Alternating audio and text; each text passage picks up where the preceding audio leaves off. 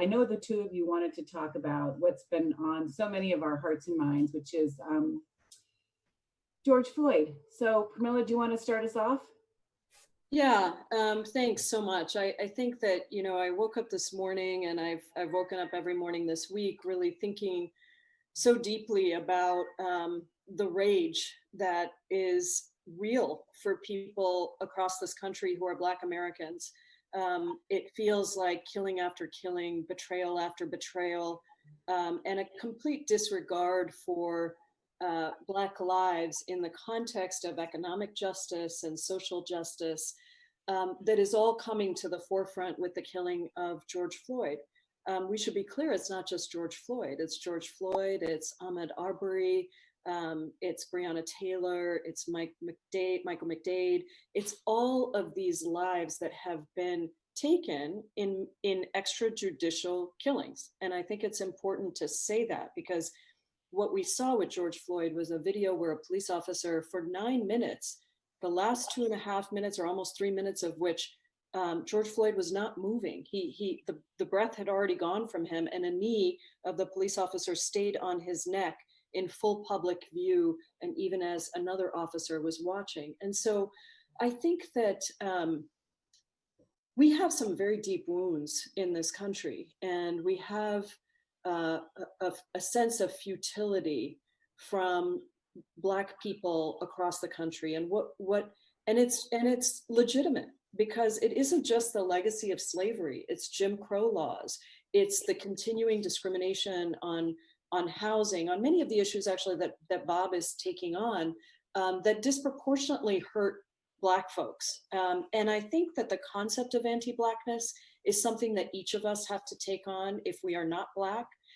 And really address in our own communities. Certainly white people have work to do here. We Asian Americans have work to do here. I think all of us have work to do.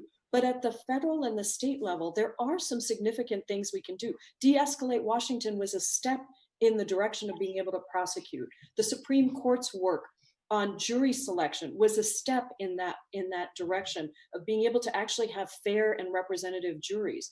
And at the congressional level, we have passed a bill around anti-lynching, making lynching a federal crime. We have put forward bills that would strengthen the Department of Justice's hand in conducting its pattern and practice investigations, which Seattle is going through right now. And we have work to do right here in Seattle to make sure that we are actually bringing community policing and a community-oriented perspective to policing to ensure that people can go out at night and know that they're going to come home, that they can, as President Obama said, that they can watch birds in a tree in a park and know that they can do that without somebody calling the police and calling them threatening, which immediately gets them put into handcuffed and put into a police car, or at the worst, killed. And so I think it's just important to dwell a little bit in some of that pain and recognize that it is structural.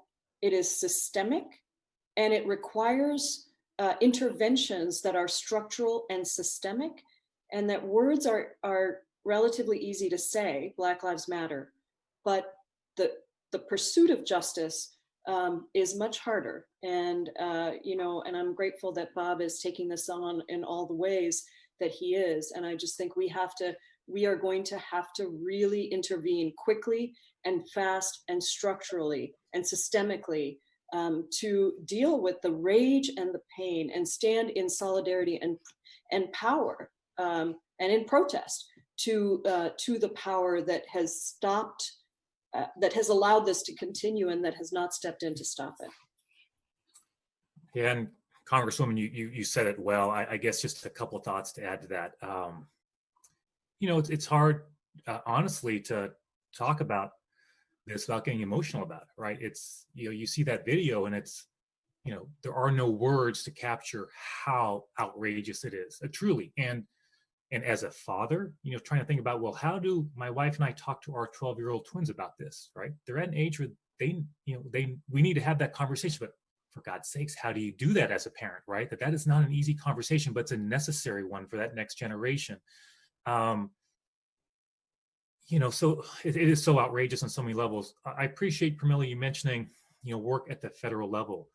because there are so many layers to this, right? We need to speak out against it. We also need to change inequities in our laws that can perpetuate this. And so right here in Washington state, thank God the people stepped up with Initiative 940 recently. Up until that time, a lot of folks may not have realized, but in Washington state, we had literally the most stringent, as in difficult law in place. If you were to hold an officer accountable, an officer involved shooting, that would have been unjustified, like what we saw in Minnesota. So to be very clear, our law used to say a prosecutor had to show actual malice, that the officer acted with actual malice. You got to get inside their head somehow to show that. Well, effectively what that meant was, in the Seattle Times, they lengthy article about this on the front page, it meant you could not bring case even in an outrageous situation like we're seeing right now. Even in a clear, outrageous situation, it just was virtually impossible to meet that standard that was so high. I worked to support that change, along with many others who are in this gathering as well, to put a change into state law to make it a fair, right, a fair standard, so one can bring a case when an officer acts in a way that is blatantly unlawful and harms somebody. Number two, changing how we do these investigations. So an investigation is not done within the department in which the action occurred, the officer involved shooting occurred. That is not good for appearance, for potential conflicts. Now we work together, a lot of folks on this call work together to make sure it's an outside agency, not the agency that oversees it. And third, one more thing we worked hard on with criminal justice training, to put changes in place for training for all officers, for de-escalation, and for training on racial equity issues as well. So important. And so it's multi-layered. Pramila, I just appreciate, you've just been a voice from long before your days in Congress on these issues. I mean, everybody knows that. And I just so much appreciate having someone who brings that voice to Congress, honestly, right? Who's just been there for years in the trenches when there's not headlines, right? You're just doing the work. And to bring that perspective, I think, and that voice is so important.